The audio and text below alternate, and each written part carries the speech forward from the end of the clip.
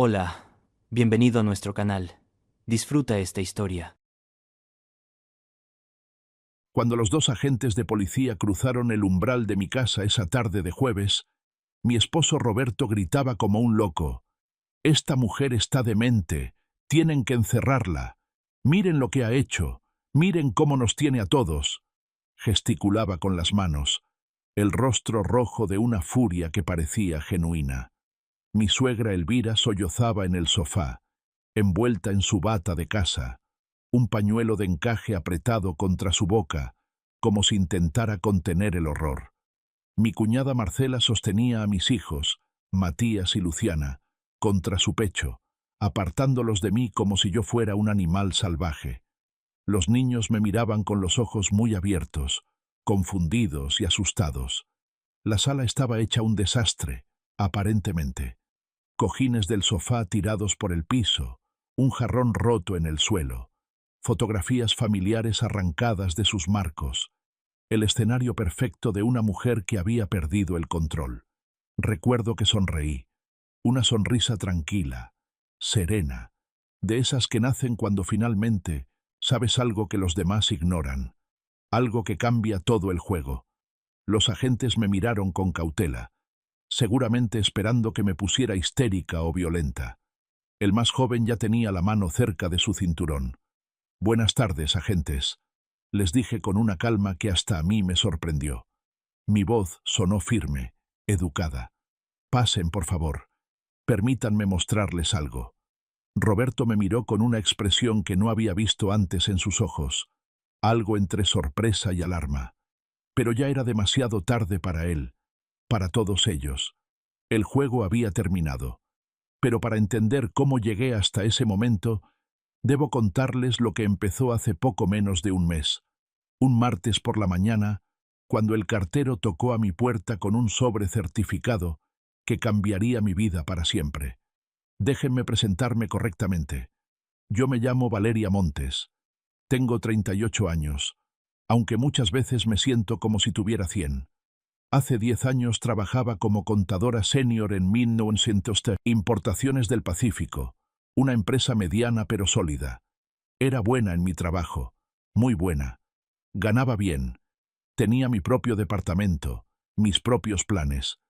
Hasta que conocí a Roberto Santillán en la boda de una prima mutua. Roberto es, abogado corporativo. Guapo de esa manera clásica que envejece bien. Alto, de buenos modales, con esa forma de hablar que te hace sentir que realmente te escucha. Durante el cortejo fue encantador. Flores, cenas, conversaciones largas sobre nuestros sueños. Me habló de formar una familia, de construir algo juntos. Cuando me propuso matrimonio 6 meses después, dije que sí sin pensarlo 2 veces. «Cásate conmigo», me había dicho esa noche en el restaurante italiano de la Zona Rosa. «Yo cuidaré de ti. Construiremos una vida hermosa. Tú no tendrás que preocuparte por nada nunca más». Qué romántico me había parecido entonces. Qué estúpida había sido. Nos casamos un sábado de mayo, con una boda grande en el jardín de Minnos, la casa de su familia. Su madre, Elvira, me había abrazado ese día diciéndome: «Bienvenida a la familia, hija. Ahora nos tienes a todos». Lo dijo como una bendición. Debí escucharlo como la advertencia que era. Después de la luna de miel en Cancún, Roberto sugirió que dejara mi trabajo. «¿Para qué vas a seguir estresándote con números ajenos cuando podemos construir nuestro propio imperio?», me dijo. «Además, cuando tengamos hijos, vas a querer estar en casa con ellos, ¿no?». Tenía sentido, o eso creí. Renuncié a Importaciones del Pacífico 3 meses después de casarnos. Un año más tarde nació Matías. 2 años después llegó Luciana. Y de alguna manera, sin darme cuenta del momento exacto en que sucedió, pasé de ser Valeria Montes, contadora profesional con su propia vida, a ser simplemente la esposa de Roberto o la mamá de Matías y Lucy. Vivíamos en una casa grande en Bosques de las Lomas, en las afueras de la ciudad. Era hermosa, no voy a negarlo. 3 pisos, jardín amplio, cochera para 3 autos. Pero había una condición que Roberto presentó como algo natural. Su madre viviría con nosotros. Es nuestra tradición familiar, explicó. Además, nos ayudará con los niños. Elvira se instaló en toda el ala este de la casa, convirtiendo 3 habitaciones en su dominio personal. Su recámara, un salón de costura, y lo que ella llamaba su santuario, lleno de imágenes religiosas y veladoras. Desde el primer día dejó claro quién mandaba realmente en esa casa. En esta familia desayunamos a las 7 en punto, me informó mi segunda mañana ahí. Roberto está acostumbrado a ciertos estándares. Espero que puedas mantenerlos. Marcela, hermana menor de Roberto, también era presencia constante. Soltera, de 32 años, trabajaba en alguna oficina de gobierno, pero pasaba más tiempo en nuestra casa que en la suya propia. Se aparecía sin avisar, comentaba sobre cómo criaba yo a los niños, inspeccionaba mi cocina como si buscara evidencia de negligencia. La familia es lo más importante, decía Roberto cada vez que yo intentaba poner límites. Nosotros nos apoyamos entre todos. Así es como funciona. Y yo, tonta de mí, asentía y sonreía, y trataba de ser la nuera perfecta, la cuñada amable, la esposa ideal. Pero ese martes por la mañana, cuando el cartero entregó el sobre certificado, algo cambió.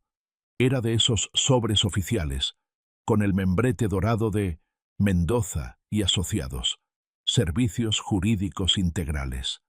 Lo abrí parada en el recibidor, aún en pijama porque los niños ya estaban en la escuela, y Roberto en el despacho. La carta empezaba formal. Estimada señora Valeria Montes de Santillán.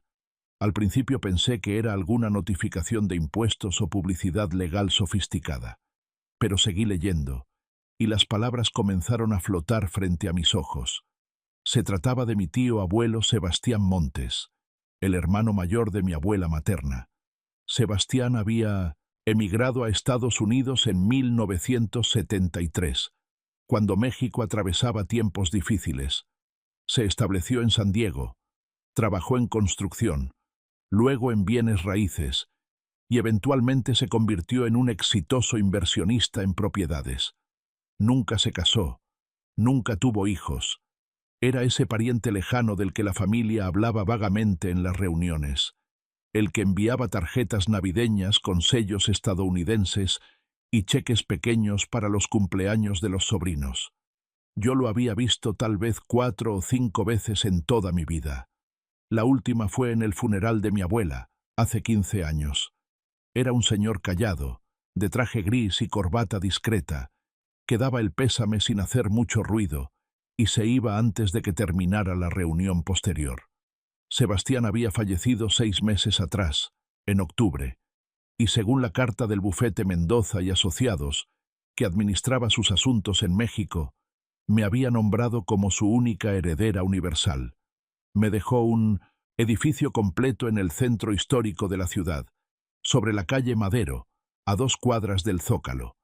Un inmueble de 4 pisos construido en los años 40, con fachada de cantera rosa y balcones de hierro forjado. El edificio albergaba en la planta baja un restaurante establecido, La Habana Vieja, que tenía contrato de arrendamiento hasta el 2030. Los 3 pisos superiores también estaban rentados, uno a un despacho de arquitectos, otro a una agencia de viajes boutique y el último a una escuela de idiomas.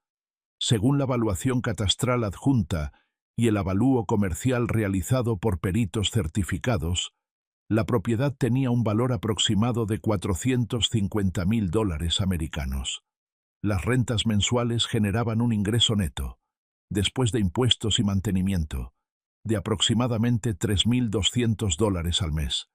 Tuve que sentarme en las escaleras del recibidor. Mis manos temblaban tanto que la carta casi se me cae. $450,000, $3,200 mensuales de renta. Leí la cifra 1, 2, 3 veces. No podía ser real. Cosas así no le pasaban a gente como yo. El bufete solicitaba que me presentara en sus oficinas lo antes posible para firmar los documentos de aceptación de herencia. pagar los impuestos correspondientes de sucesión y completar la transferencia legal de la propiedad a mi nombre. Tenían adjuntos todos los certificados, escrituras, contratos de arrendamiento y comprobantes. ¿Qué lees con tanta concentración? La voz de Roberto me hizo brincar. No lo había oído llegar. Había olvidado algo en casa y regresó a buscarlo. Estaba en la puerta de la entrada, con su traje azul marino y su portafolio de piel, mirándome con curiosidad. Una carta, logré decir, del abogado. Es sobre mi tío abuelo Sebastián. ¿Sebastián? Roberto frunció el ceño. ¿Ese tío que vivía en Estados Unidos? Sí, murió hace unos meses. Y me dejó algo. Roberto cruzó el recibidor en 3 pasos largos y extendió la mano. ¿Qué te dejó? Le di la carta. No sé por qué lo hice tan fácilmente sin pensarlo. Era el reflejo de 10 años de matrimonio. Compartirlo todo con él, no tener secretos. Vi cómo sus ojos recorrían las líneas del documento, cómo su expresión cambiaba sutilmente. Primero sorpresa, luego algo que no supe identificar en ese momento. Ahora sé que era codicia, pura y simple. Cuando terminó de leer, levantó la vista hacia mí. Su mandíbula estaba tensa, las venas de su cuello ligeramente marcadas, pero su voz salió controlada, casi casual. Vaya, es una cantidad importante de dinero. Lo sé, no puedo creerlo. Ni siquiera conocía bien al tío Sebastián. Estas cosas de herencias... Roberto dobló la carta con cuidado, demasiado cuidado. Pueden ser muy complicadas, Val. Impuestos, trámites legales, verificaciones. No es tan simple como recibes el dinero y ya. La carta dice que el bufete ya tiene todo preparado. Solo tengo que ir a firmar. Roberto me devolvió la carta, pero no soltó mi mirada. Ese bufete, Mendoza y Asociados. No los conozco. ¿Tú sí? No, nunca había oído de ellos. Entonces ahí está el problema. Val, mi amor, en estos casos hay que ser muy cuidadosos. Hay muchas estafas con supuestas herencias. Gente que se aprovecha de ilusiones falsas. ¿Estafa? Pero la carta parece legítima. Tiene todos los sellos, los documentos adjuntos, que cualquiera puede falsificar. Me tomó de las manos, adoptando ese tono condescendiente que usaba cuando explicaba algo complicado. Mira, déjame investigar. Conozco gente en el registro público. Puedo verificar si esta propiedad realmente existe, si tu tío era el dueño legítimo. No quiero que te ilusiones y luego resulte ser una mentira. Pero confía en mí, ¿sí? Soy abogado. Entiendo estas cosas mejor. Déjame hablar con mi contador también. Él puede revisar las implicaciones fiscales. No queremos meternos en problemas con el SAT. Debí haber notado la señal de alerta ahí mismo, en ese momento preciso. El tono de su voz, la forma en que inmediatamente intentó tomar control de mi herencia, la manera en que plantó dudas sobre la legitimidad sin ninguna base real. Pero llevaba 10 años confiando en Roberto, 10 años dejándolo manejar todas nuestras finanzas, todas las decisiones importantes, porque él entendía mejor, y yo me había vuelto solo un ama de casa. Había olvidado que alguna vez había sido Valeria Montes, contadora profesional, perfectamente capaz de entender documentos legales y manejar asuntos financieros. Está bien, dije finalmente. Investígalo. Roberto sonrió, me besó la frente. Así me gusta. No te preocupes, mi amor. Yo me encargo de todo. Se fue a trabajar con la carta en su portafolio, prometiendo revisarla durante el día. Yo me quedé en la escalera, con una sensación extraña en el estómago. Algo no estaba bien, pero no podía precisar qué. Esa noche, después de acostar a Matías y Luciana, un ritual que incluía 3 cuentos, 2 vasos de agua y infinitas peticiones de «solo 5 minutos más, mami», bajé a la cocina por un té. La casa estaba en silencio, con solo el zumbido del refrigerador y el tic-tac del reloj de pared. Roberto estaba encerrado en su estudio, como siempre después de cenar. Pasé frente a la puerta de su estudio camino a la cocina y me detuve. Su voz llegaba amortiguada pero agitada. Estaba hablando por teléfono con alguien. Pegué la oreja a la madera barnizada, el corazón latiéndome fuerte. Te digo que no es broma, Elvira. Casi $500,000. $450,000 americanos. Pausa. Sí, a su maldito nombre. El viejo se lo dejó todo a ella. Otra pausa más larga. No, escucha. Esto lo complica todo. Ya tenemos suficientes problemas con lo de Rodríguez. Si él se entera que hay dinero aquí y no le pagamos. Su voz se perdió en un murmullo. Me quedé helada contra la puerta. ¿Rodríguez? ¿Qué problemas?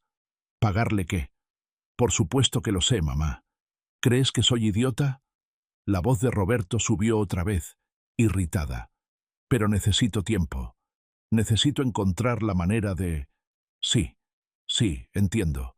Obviamente lo resolveremos antes de que ella firme nada. No puede tomar control de eso. Me alejé de la puerta sin hacer ruido, el corazón saliéndose de mi pecho. Subí las escaleras casi corriendo.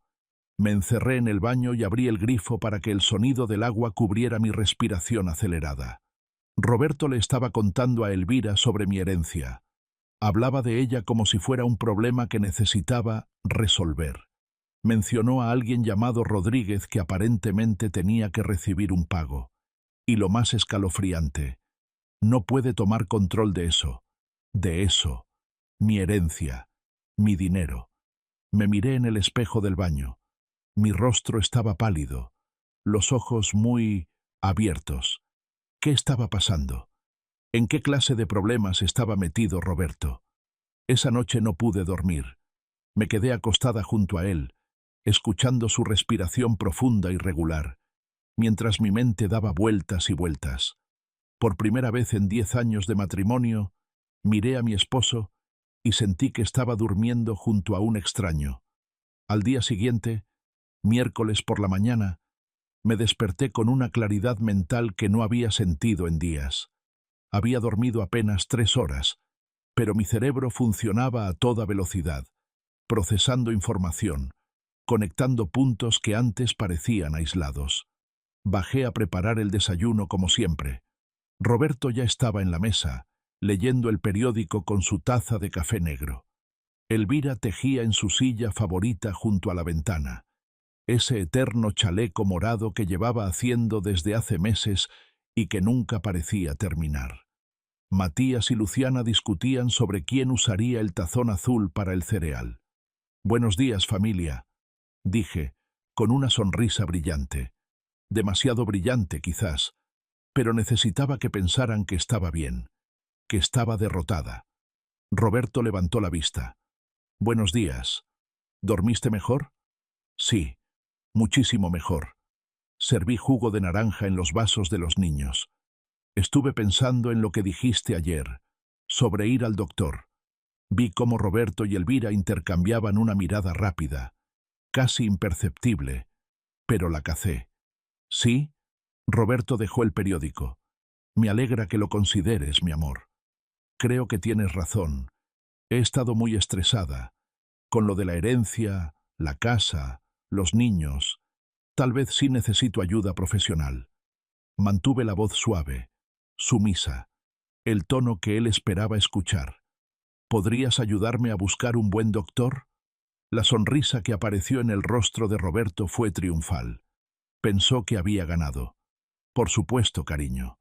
Conozco a un excelente psiquiatra, el doctor Fuentes. Atiende a varios colegas del despacho. Puedo pedirle una cita para esta semana». «Gracias».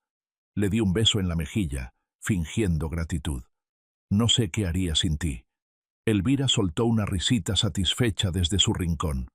«Ay, hija, qué bueno que estés siendo razonable. Ya verás que con un poco de ayuda profesional vas a estar como nueva». Después de llevar a los niños a la escuela, conduje directamente a una tienda de electrónicos en el centro comercial. Compré 2 cámaras más, estas todavía más pequeñas, diseñadas para seguridad del hogar. También adquirí una memoria USB de gran capacidad y un segundo teléfono celular prepagado que nadie conocería.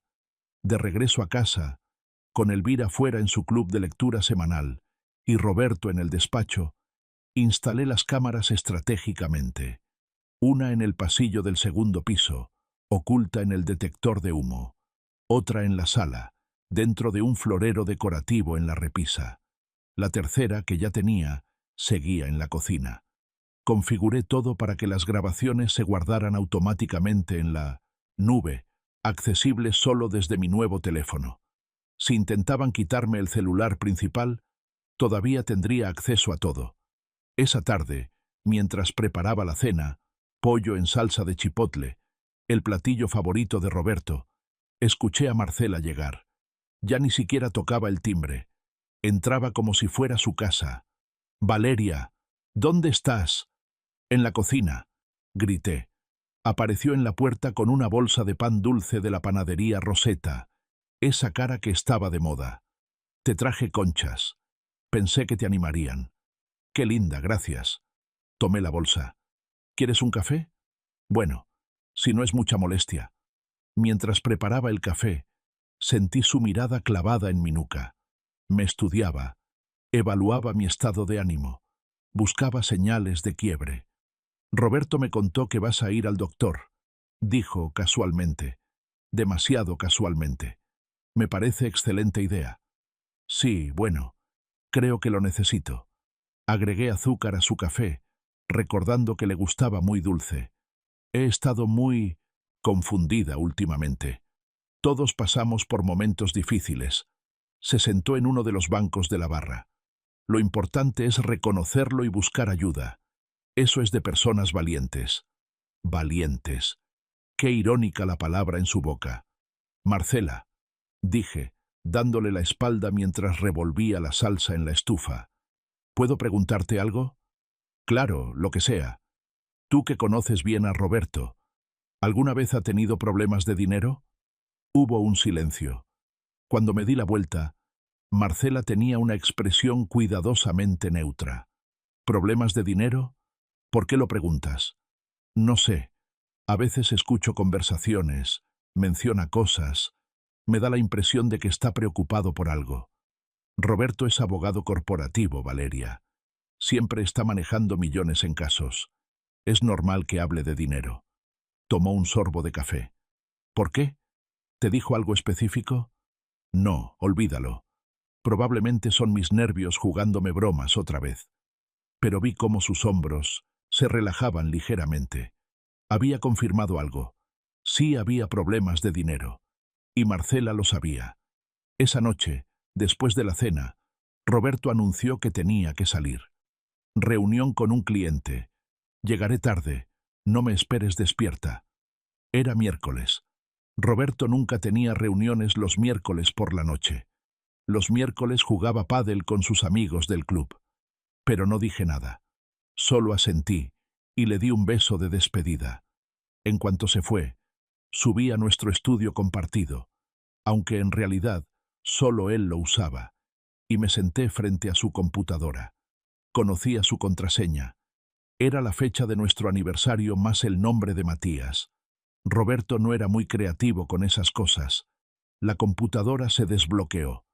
Empecé a revisar sus archivos, sus correos electrónicos. Al principio no encontré nada extraño. Casos legales, correspondencia con clientes, facturas. Pero entonces vi una carpeta oculta en documentos. Se llamaba RG Inversiones. La abrí. Adentro había hojas, de cálculo, contratos y correos electrónicos intercambiados con alguien llamado Gustavo Rodríguez. El mismo Rodríguez que Roberto había mencionado en su llamada con Elvira. Empecé a leer. Y con cada documento, mi estómago se hundía más y más. Roberto había invertido dinero de varios clientes en un esquema de bienes raíces que prometía retornos del 30% anual. El esquema estaba manejado por este Gustavo Rodríguez, un empresario con oficinas en Polanco, pero sin presencia real en Internet. Roberto había metido no solo su propio dinero, sino fondos que debía estar administrando en fideicomiso para sus clientes. El problema era que el esquema había colapsado 6 meses atrás. Rodríguez no solo no estaba pagando los retornos prometidos, sino que estaba exigiendo más dinero para cubrir gastos operativos, o de lo contrario, tomaría medidas. Las medidas no estaban especificadas, pero el tono de los correos electrónicos era claramente amenazante. Roberto le debía a Rodríguez $220.000 y le debía a sus clientes otros 300.000 en inversiones que habían desaparecido. Más de $500.000 en deudas. Había correos de Roberto a Elvira pidiéndole dinero prestado. Elvira respondía que ya le había dado todo lo que podía, que había vaciado sus ahorros para ayudarlo y no tenía más. Había mensajes a Marcela, preguntándole si podía sacar un préstamo personal a su nombre. Marcela respondía que ya lo había intentado y la rechazaron por su historial crediticio. Roberto estaba desesperado. Y entonces, justo cuando parecía que todo se derrumbaría, apareció mi herencia. $450.000. Suficiente para pagar a Rodríguez, cubrir parte de las deudas con los clientes y comprar tiempo para resolver el resto. Pero el dinero era mío, legalmente mío, y Roberto no tenía forma de acceder a él, a menos que yo estuviera declarada incapaz de manejar mis propios asuntos. Sentí náuseas. Corrí al baño y vomité la cena. Me quedé sentada en el piso de azulejos fríos, temblando, mientras procesaba la magnitud de la traición. Mi esposo no solo había planeado robar mi herencia, había estado dispuesto a destruir mi salud mental, mi reputación, mi credibilidad como madre, todo para salvar su propio pellejo. Me estaba convirtiendo en un peón en su juego de supervivencia financiera. Me lavé la cara, me miré en el espejo. Mis ojos estaban rojos pero determinados. Ya no era momento para lágrimas, era momento para acción. Copié todos los archivos de la carpeta RG Inversiones a mi memoria USB. Tomé capturas de pantalla de los correos más incriminatorios. Documenté todo meticulosamente, organizando la información por fechas y categorías. Luego, usando mi teléfono secreto, busqué información sobre Gustavo Rodríguez. No encontré mucho. El hombre era como un fantasma en Internet. Pero sí hallé 2 denuncias en foros de consumidores sobre esquemas de inversión fraudulentos que coincidían con su modus operandi. También encontré una nota periodística pequeña de hacía 3 años sobre una investigación de la Conducef que mencionaba su nombre, aunque el caso aparentemente se había cerrado por falta de evidencia. Eran las 2 de la madrugada cuando Roberto llegó a casa. Lo escuché subir las escaleras, entrar al baño, lavarse los dientes. Cuando se metió a la cama, fingí estar dormida. Él se acercó y me besó la frente, un gesto tierno que ahora me parecía repugnante. «Perdón por llegar tarde, mi amor», susurró. No respondí. Mantuve la respiración profunda y regular hasta que lo sentí dormirse a mi lado. Los siguientes días fueron un teatro cuidadosamente orquestado. Yo actuaba como la esposa quebrada, frágil, que lentamente se rendía ante la presión. Ellos actuaban como la familia preocupada que solo quería lo mejor para mí. El viernes fui a mi cita con el doctor Fuentes, el psiquiatra que Roberto había recomendado. Su consultorio estaba en una torre corporativa en Santa Fe, todo vidrio y acero. La sala de espera olía a lavanda y tenía música New Age de fondo. El doctor Fuentes era un hombre de unos 50 años, con lentes sin marco y una sonrisa profesional. Me recibió en su oficina minimalista. «Señora Santillán, su esposo me comentó que ha estado pasando por un momento difícil». «Así es». Me retorcí las manos nerviosamente, un gesto que había practicado frente al espejo. «He estado muy olvidadiza. Pierdo cosas, confundo fechas. A veces no recuerdo haber hecho cosas que aparentemente hice». «Ya veo. ¿Y desde cuándo presenta estos síntomas?» «Desde hace unas 3 semanas. ¿Coincide con algún evento estresante? ¿Algún cambio en su vida?» «Bueno, Recibí una herencia inesperada, una cantidad importante de dinero de un tío que murió. El doctor Fuentes anotó algo en su libreta. Las herencias pueden ser estresantes, incluso las positivas. ¿Cómo es su relación con el dinero generalmente?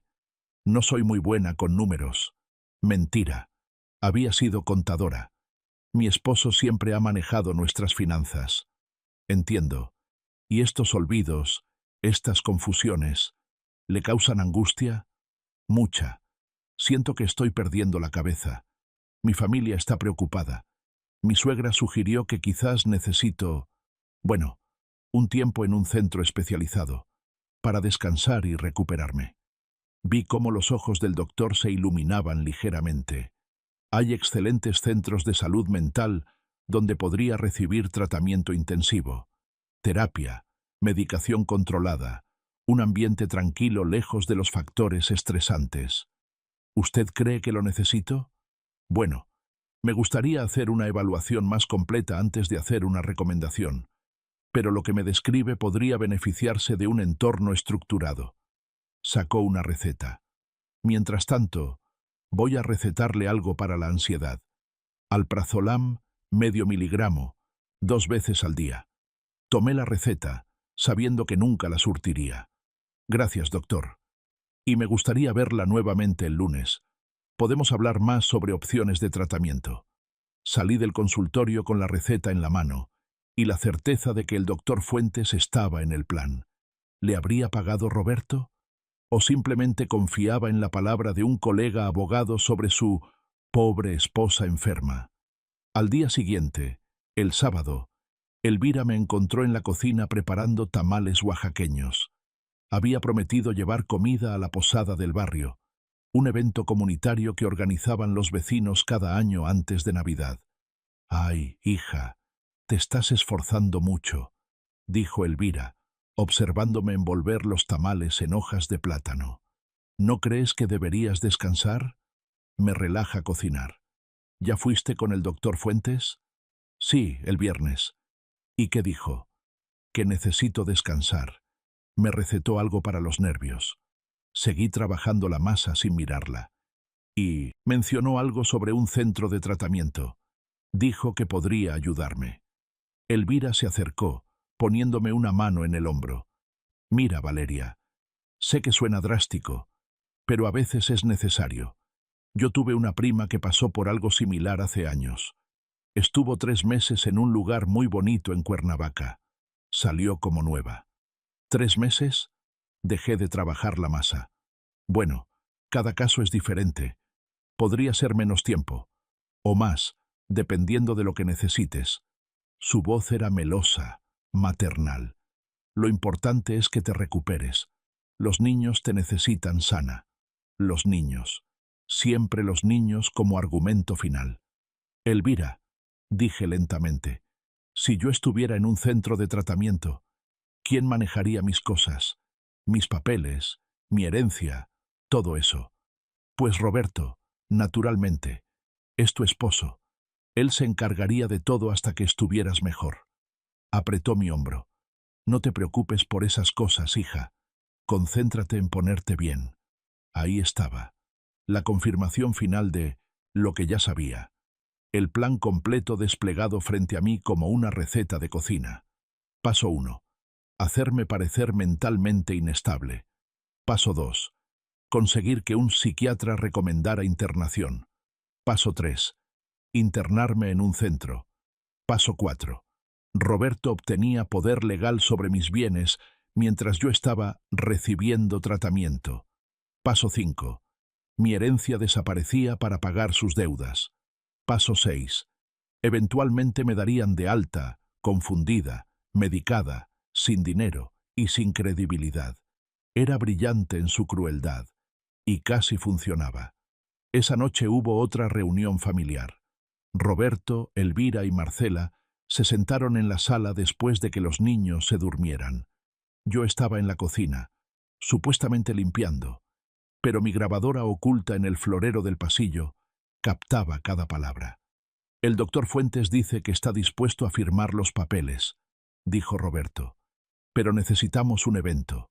Algo que justifique la internación de emergencia. ¿Qué tipo de evento?, preguntó Marcela. No sé. Algo que demuestre que es un peligro para sí misma o para los niños. Una crisis. Un episodio. Podríamos... Elvira bajó la voz y no alcancé a escuchar bien. Subí el volumen de la grabación en mi teléfono secreto, guardado en el bolsillo de mi delantal. Hacerlo parecer que intentó lastimarse, completó Elvira, o que puso a los niños en peligro sin darse cuenta. No. La voz de Roberto sonó firme. Nada que involucre a los niños directamente. Si servicios sociales se meten, todo se complica. Tiene que ser algo más sutil. ¿Y si simplemente tiene un colapso?, sugirió Marcela.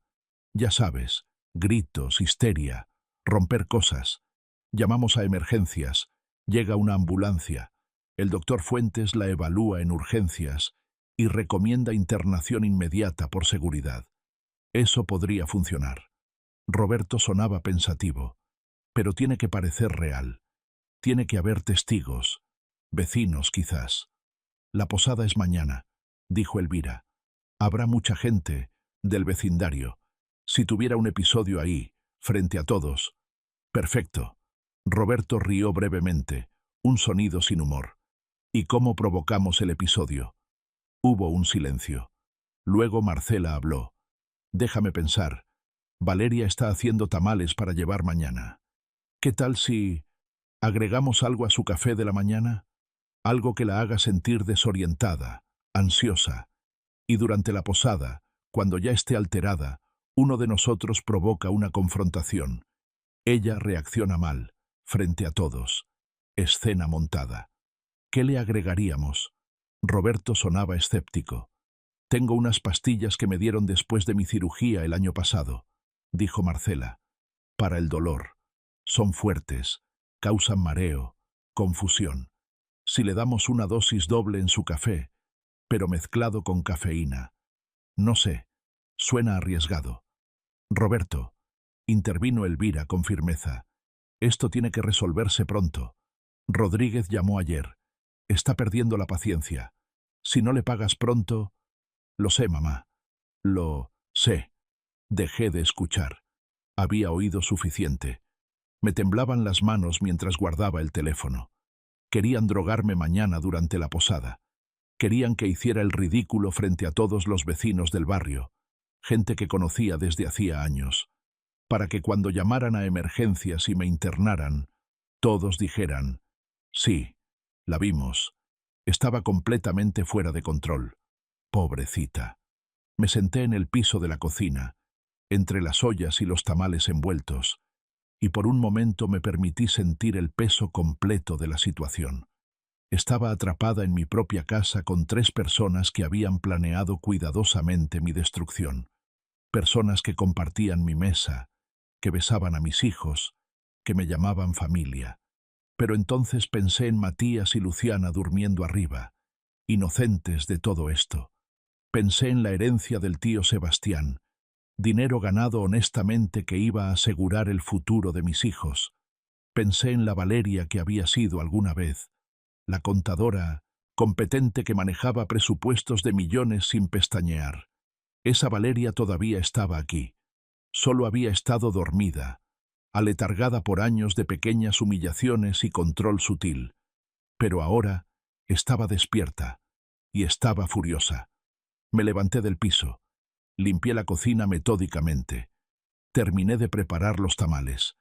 Y entonces comencé a planear mi contraataque. Si querían un espectáculo en la posada, iba a darles un espectáculo, pero no el que esperaban. El domingo amaneció con un cielo despejado, uno de esos días perfectos de diciembre en la ciudad. La posada del vecindario estaba programada para las 5 de la tarde en el jardín de la casa de los Gutiérrez, 3 puertas más abajo de la nuestra.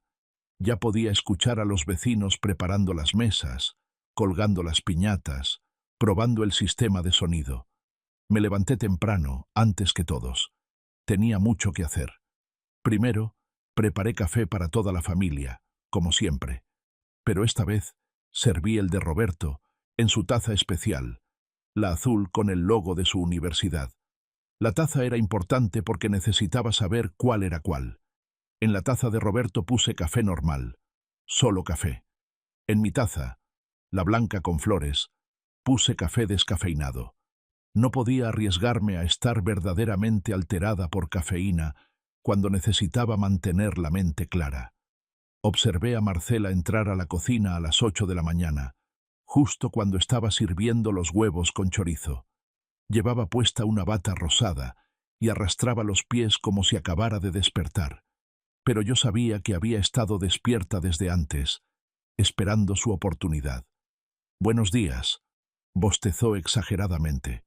«Ay, qué bien huele. ¿Me sirves café?» «Claro, hay una jarra fresca en la cafetera». Se sirvió su taza y se quedó merodeando por la cocina, buscando el momento. Yo fingí estar concentrada en los huevos, dándole la espalda, pero la veía reflejada en la ventana sobre el fregadero. La vi sacar algo del bolsillo de su bata, una pequeña bolsita de plástico con píldoras blancas molidas. Vi cómo miraba hacia la puerta, verificando que nadie viniera. Vi cómo se acercaba a la barra donde estaba mi taza de café, y justo cuando extendía la mano hacia mi taza, me di la vuelta. «Marcela, ¿me pasas la sal? Está ahí, junto a tu codo». Se sobresaltó tanto que casi tira el café. «Ay, sí, claro, aquí está». Me pasó el salero con mano temblorosa, la bolsita de plástico desapareciendo de vuelta a su bolsillo. «Gracias. Siéntate. Ya casi está el desayuno». No volvió a intentarlo durante el desayuno, pero yo sabía que lo haría. Solo tenía que esperar el momento correcto. Después del desayuno, Roberto anunció que tenía que ir al despacho solo unas horas para revisar unos documentos urgentes. Elvira se fue a misa, como cada domingo. Matías y Luciana se fueron al cuarto de juegos a ver caricaturas. Me quedé sola en la cocina con Marcela. «Voy a darme un baño», le dije. «¿Puedes vigilar a los niños?» «Por supuesto». Subí las escaleras pero no fui al baño. Me quedé en el pasillo del segundo piso, escondida detrás de la puerta de la habitación de huéspedes, observando a través de la rendija. Desde ahí tenía vista directa a la cocina, a través del tragaluz del techo alto de nuestra casa. Marcela esperó exactamente 2 minutos antes de volver a la cocina. La vi sacar nuevamente la bolsita de plástico. Esta vez fue directamente a mi taza de café, que había dejado a medio tomar en la barra. Vació el contenido completo de la bolsita en el líquido tibio. Revolvió con una cuchara y luego lavó la cuchara meticulosamente en el fregadero. Tenía que admitir que era cuidadosa. Cuando bajé 15 minutos después, Marcela estaba en la sala leyendo una revista. Mi taza de café seguía en la barra, exactamente donde la había dejado. «Ay, mira, dejé mi café», dije en voz alta. «Y ya está frío. Puedes calentarlo en el microondas», sugirió Marcela sin levantar la vista de su revista, pero noté la tensión en sus hombros. «¿Sabes qué? Mejor me sirvo uno fresco». Vacié el café drogado en el fregadero, dejando correr agua abundante para diluirlo completamente. Luego me serví café nuevo de la jarra. Vi el flash de frustración en los ojos de Marcela, aunque intentó ocultarlo. El resto de la mañana transcurrió en una danza cuidadosa. Ellos buscaban oportunidades para drogarme o alterarme. Yo las evadía con excusas naturales. A la hora de la comida, Roberto intentó servirme un vaso de jugo de una jarra especial que había traído de la tienda. Dije que no tenía sed. Elvira ofreció compartir sus vitaminas, que me harían mucho bien. Las rechacé cortésmente. A las 4 de la tarde empecé a prepararme para la posada. Me puse un vestido rojo sencillo, me maquillé con cuidado, me recogí el cabello en un moño elegante. Quería verme impecable, completamente en control. Cuando bajé, Roberto me miró con una expresión extraña. «Te ves muy bien», dijo. «Gracias. Es una ocasión especial». Cargué la olla grande con los tamales, envueltos cuidadosamente en hojas de plátano y ordenados en capas. Roberto insistió en ayudarme a llevarla a la casa de los Gutiérrez. La posada estaba en pleno apogeo. Habían colgado luces navideñas en todos los árboles del jardín. Había mesas con ponche, buñuelos y todo tipo de antojitos mexicanos. Los niños del vecindario corrían persiguiéndose entre los adultos. Sonaba música de mariachi en las bocinas. Conocía a todos los que estaban ahí. Los señores Gutiérrez, nuestros anfitriones, una pareja de 70 y tantos años que llevaban organizando esta posada desde que nos mudamos al vecindario. La familia Morales, con sus 4 hijos escalonados. La doctora Ramírez, que vivía sola con sus 3 gatos. El ingeniero Pacheco y su esposa. Los Estrada. Los Villalobos. Todos vecinos que me habían visto crecer como madre, que habían celebrado los cumpleaños de mis hijos, que me saludaban cada mañana cuando sacaba la basura. Todos potenciales testigos de mi supuesta crisis mental. Roberto se mantuvo cerca de mí toda la noche, observándome. Elvira también, con esa mirada de preocupación maternal que también fingía. Marcela se encargó de circular entre los vecinos, preparando el terreno. Escuché fragmentos de sus conversaciones. Sí, Valeria ha estado un poco delicada últimamente. No, nada grave. Solo estrés. Ya sabes cómo es la temporada navideña. Eran las 6:30 cuando Roberto decidió que era hora de ejecutar su plan. Yo no había tomado nada de lo que intentaron darme desde la mañana, así que probablemente pensaban que sus intentos no habían funcionado y necesitaban una alternativa. Se acercó a mí mientras yo servía tamales en platos de papel para los vecinos. Val, ¿podemos hablar un momento? Claro. Déjame terminar de servir esto. Es importante. Su tono era tenso. Lo seguí hasta un rincón del jardín, lejos del bullicio. Elvira y Marcela nos siguieron discretamente, manteniéndose a distancia pero lo suficientemente cerca para escuchar. ¿Qué pasa?, pregunté. Hablé con el licenciado Mendoza hoy. Mi corazón se aceleró pero mantuve la expresión neutral. ¿El abogado de la herencia? ¿Por qué? Para preguntarle sobre el proceso. Y me dijo algo interesante. Roberto cruzó los brazos. Me dijo que ya fuiste a verlo. Hace casi 2 semanas. Que hablaste con él sobre firmar los papeles. Sí. Fui a aclarar unas dudas. ¿Y no me lo mencionaste? No pensé que fuera importante. ¿No pensaste que era importante? Su voz subió de volumen. Algunos vecinos empezaron a voltear. Ir a hablar con el abogado sobre una herencia de $500,000, ¿no te pareció algo que debías comentar con tu esposo? Roberto, baja la voz. Estamos en público. ¡A la mierda el público! Ahora sí gritaba. Perfecto. Esto era exactamente lo que querían. ¿Sabes qué más me dijo Mendoza? Que le preguntaste específicamente sobre tus derechos, sobre si yo tenía alguna reclamación legal sobre el dinero. ¿Por qué harías eso, Valeria? Los vecinos ya habían dejado de fingir que no estaban escuchando. Todos nos miraban. Porque quería entender mis opciones.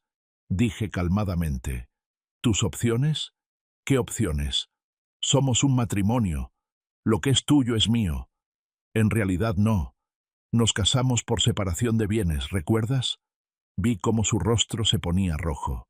¿Y ahora me vienes con tecnicismos legales? ¿Tú que no entiendes ni cómo balancear una chequera? Entiendo más de lo que crees, Roberto. ¿Ah, sí? ¿Cómo qué?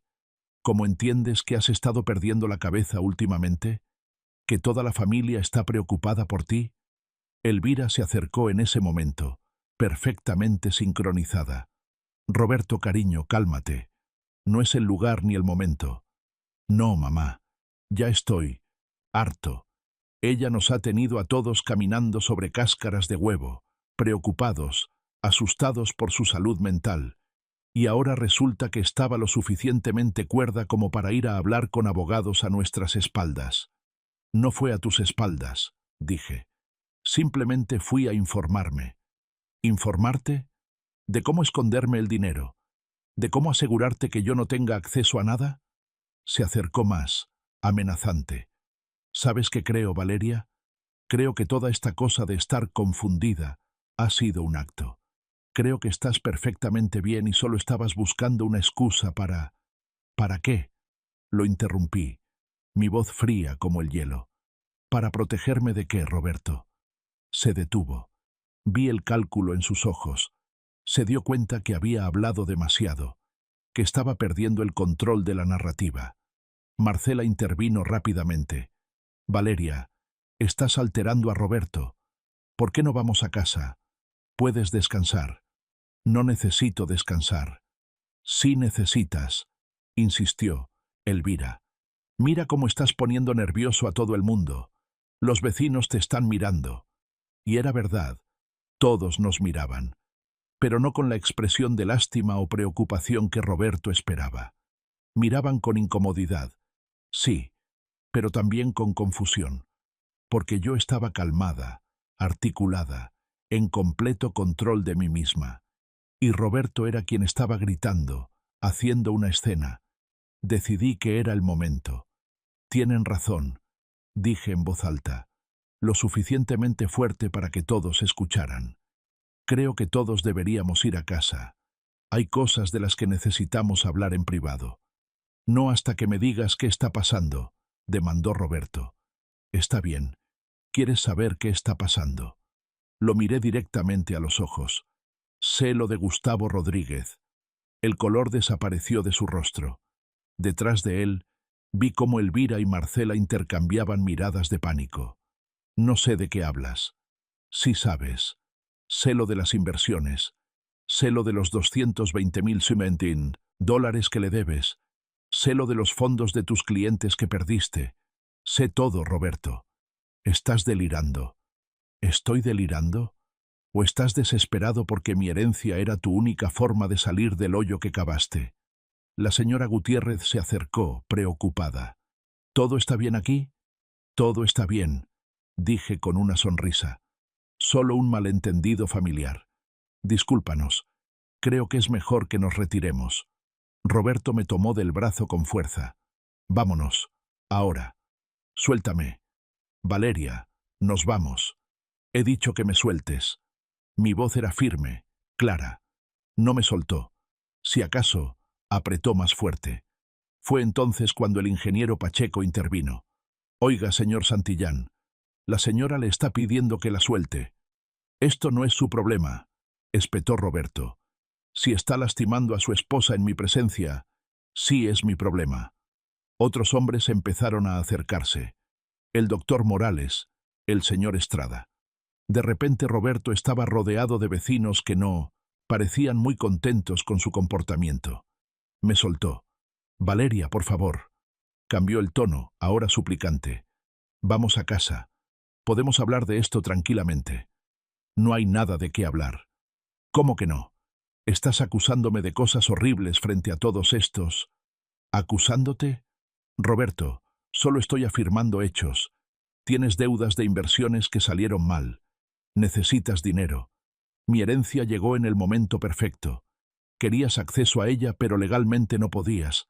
Así que tú y tu familia decidieron, hice una pausa deliberada, que la mejor solución era declararme mentalmente incompetente para tomar control de mis bienes.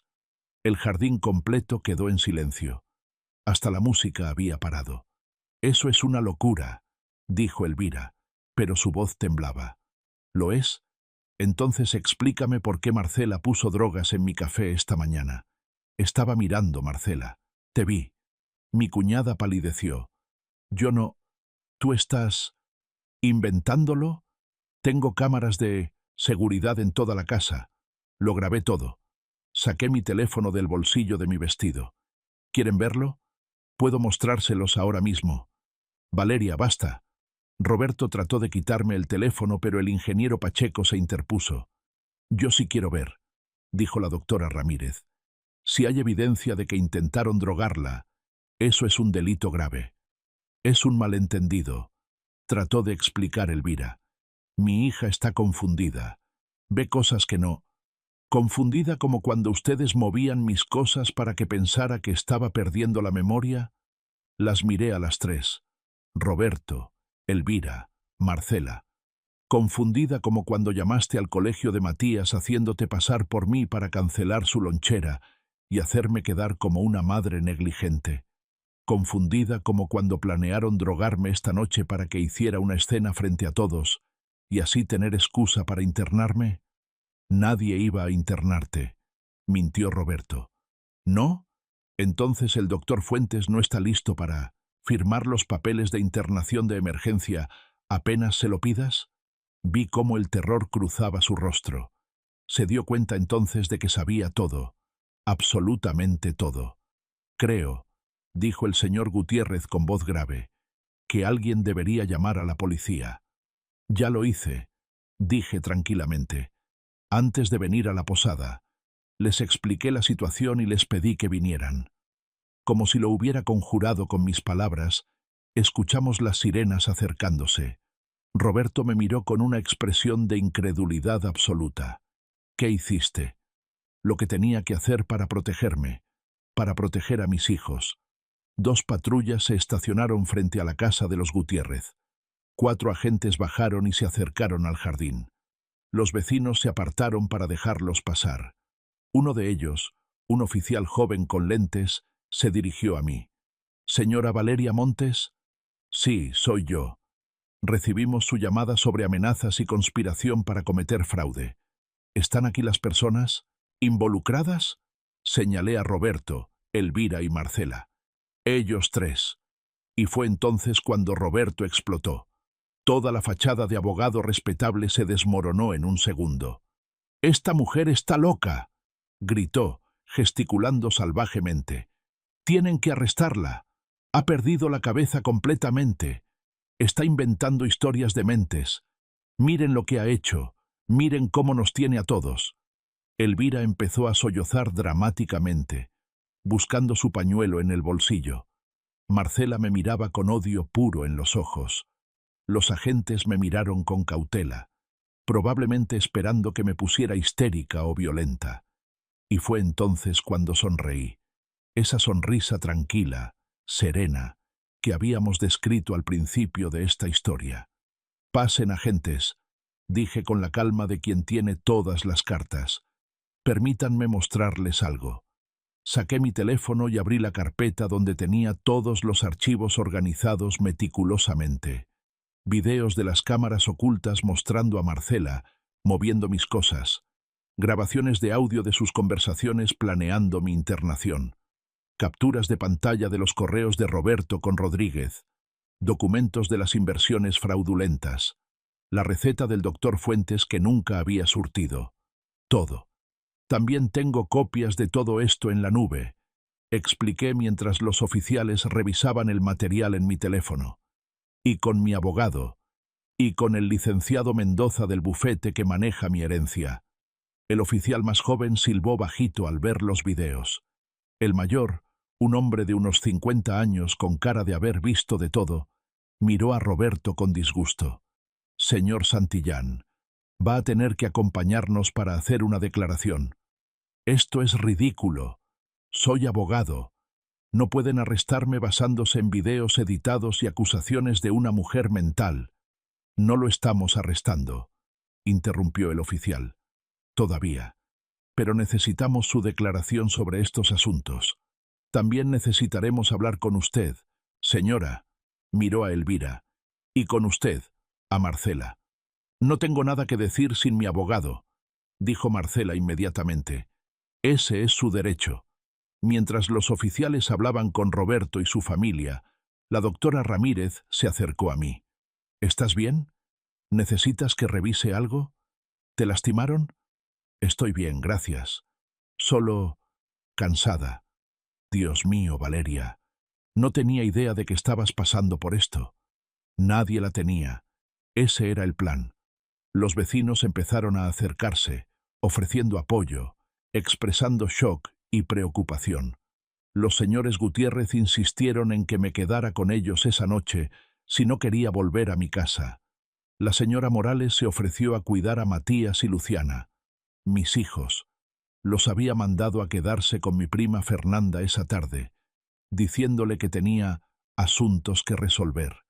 Ahora tendría que explicarles que papá había hecho cosas malas, que la abuela Elvira y la tía Marcela también, que nuestra familia como la conocían había terminado. El pensamiento me partió el corazón, pero sabía que había hecho lo correcto. Mejor un corazón roto ahora que una vida entera vivida en el engaño y el abuso. Los oficiales finalmente se llevaron a Roberto, Elvira y Marcela para interrogatorio. No en esposas, pero era evidente que no era una invitación opcional.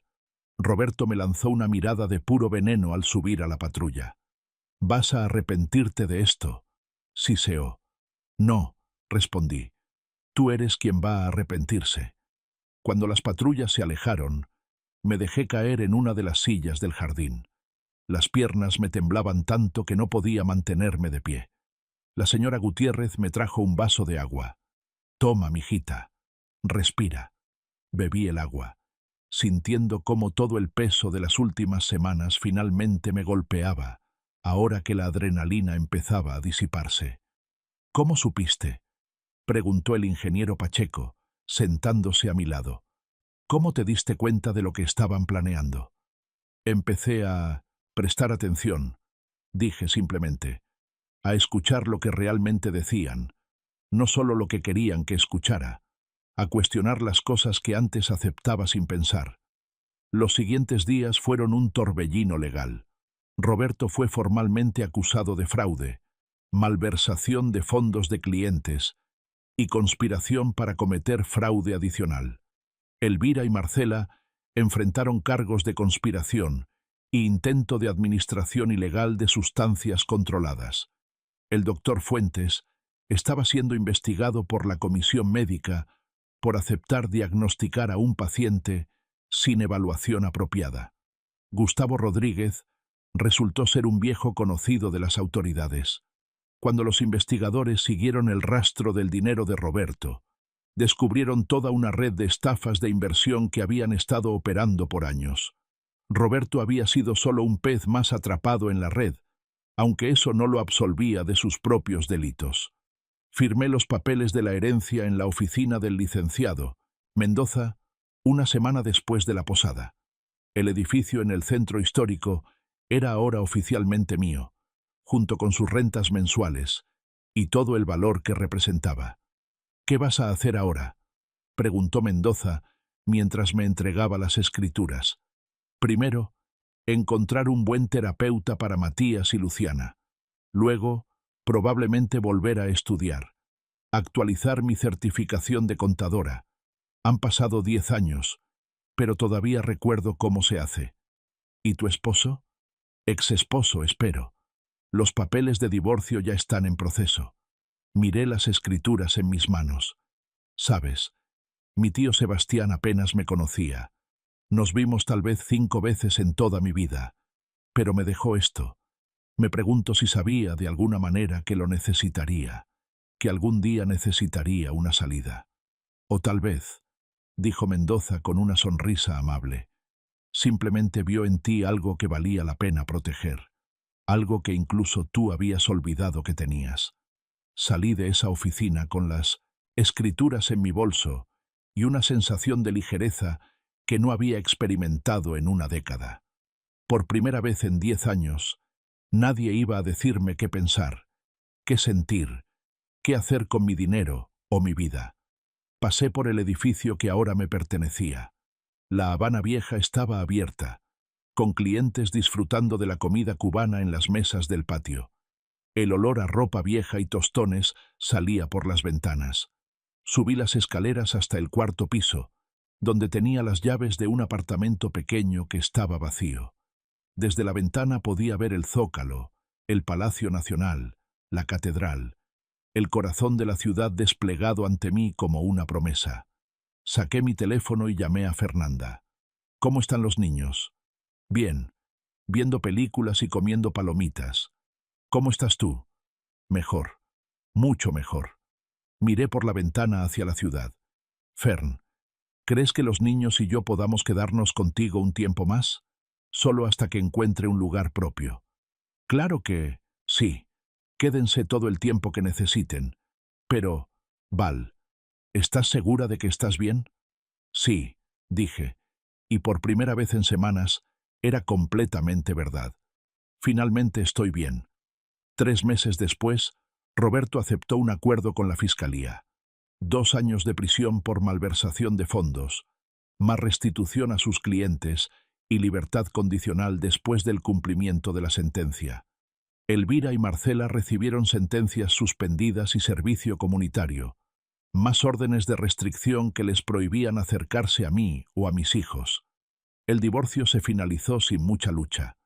Roberto no tenía bases para pelear por nada, y francamente, creo que solo quería que todo terminara.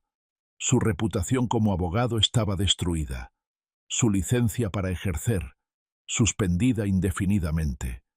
Compré una casa pequeña pero bonita en La Condesa, cerca del parque.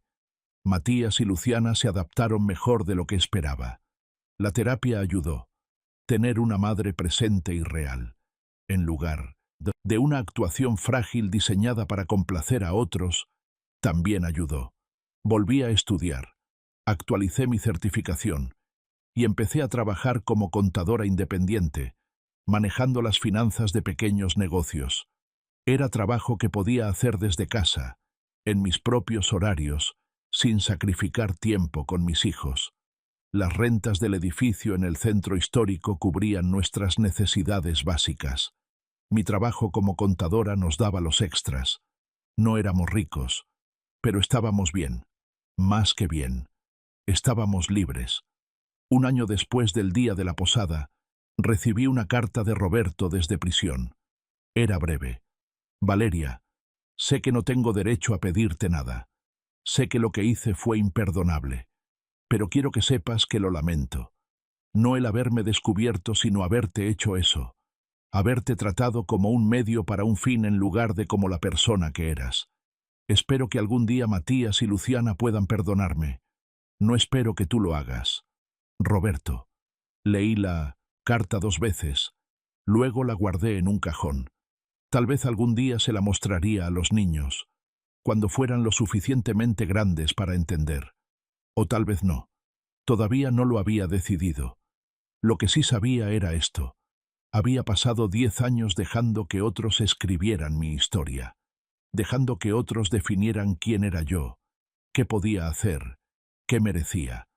Nunca volvería a cometer ese error.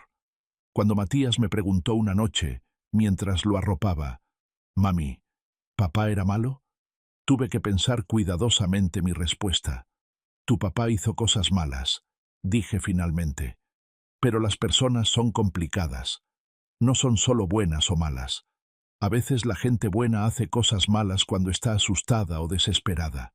Eso no hace que las cosas malas estén bien, pero tampoco borra todo lo demás.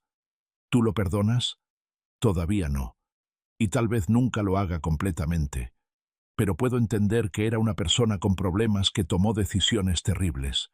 Y puedo seguir adelante con mi vida sin cargar el peso del odio». Matías pensó en esto por un momento. «Yo también estoy enojado con él, pero lo extraño». «Está bien extrañarlo, mi amor. Es tu papá. Pueden volver a tener una relación con él algún día, cuando salga de prisión, si ustedes quieren. Eso dependerá de ustedes, no de mí. ¿Y la abuela Elvira? Eso también depende de ustedes».